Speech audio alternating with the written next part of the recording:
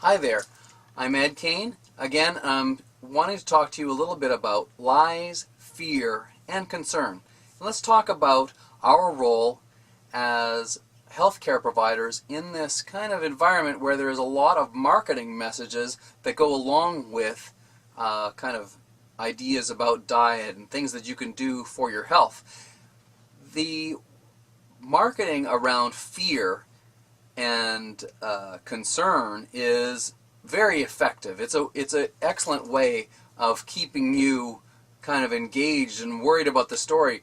Oh my gosh, if this vaccine could possibly cause some harm to my child or myself, why aren't they talking about this? Why aren't they doing something about this? So I've just kind of brought this thing up, which you've heard dozens of times about dozens of things, and most recently I saw someone cautioning against having a flu vaccination because of the very microscopic amount of mercury that's involved in it, and that you may get Alzheimer's. Well, something that you need to get Alzheimer's is alive, and it turns out that having a flu vaccine and having a flu and going through a full-blown flu and having that chance of dying will definitely reduce your chances of getting Alzheimer's because you will not be alive for it.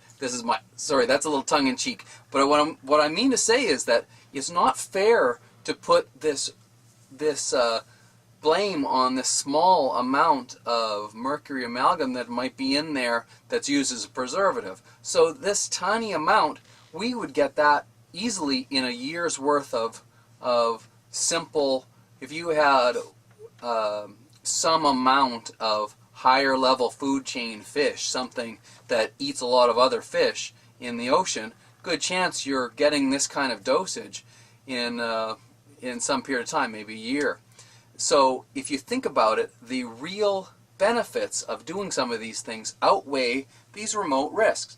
So as a magazine and a health magazine, what we strive to be is not playing on your fears, not just going for this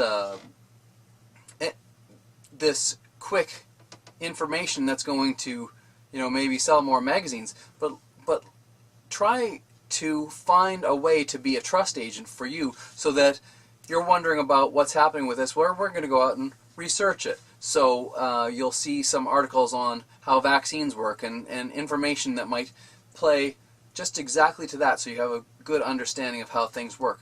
The idea is there's lots of messages out there, and some of them are marketing messages driven towards selling things versus really thoughtful material that is trying to do the right thing for you.